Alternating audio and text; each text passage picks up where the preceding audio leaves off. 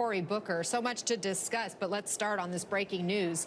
As we just reported, several of your Senate colleagues are today asking for an update from AG Bondi on the release of the Epstein files based on the law that passed. What have you heard about the efforts to get the full files? Does it look like the DOJ is complying with that law? Well, they're not complying with their commitments they made for years and years. A lot of these players, from Donald Trump to the Attorney General, have been saying that they were going to be transparent, open, and release to the larger levels of accountability that they promised, and it just hasn't been done. So there is more outrage, as we're seeing, as they have said that they were going to do it, and they haven't, simply haven't. And so it's right for my colleagues to be demanding an update on what their plan is going forward. I know you and other colleagues are also demanding answers as it relates to these boat strikes, and I want to talk about that. Defense Secretary Pete Hegseth is under intense scrutiny right now after he revealed he did not see that second strike on an alleged drug boat that killed 2 survivors of the initial attack. Here's what he said about it. No. I watched that first strike live. As you can imagine, at the Department of War, we got a lot of things to do.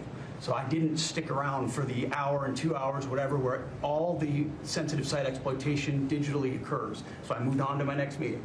A couple of hours later, I learned that that commander had made which he had the complete authority to do, and by the way, Admiral Bradley made the correct decision to ultimately sink the boat and eliminate the threat. I did not personally see survivors, but I stand, because the thing was on fire. It was exploded and fire or smoke. You can't see anything. You got digital. This is called the fog of war.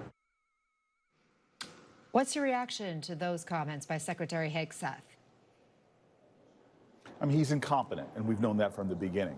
Right out of the blocks, he was leaking classified information on a commercial app. So right now, we have an operation going on, military attacks going on, where they're using language like this is we're at war, but yet they haven't come to Congress yet. That is a violation of our Constitution.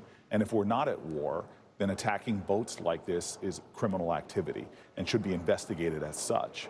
And so we're in this situation where either they're violating the Constitution or they're violating the law, but now they're compounding that by doing something that is widely seen within our own military as well as in international communities as something that is grievously wrong, to go with shipwrecked individuals that have been disabled to come back yet again and kill them.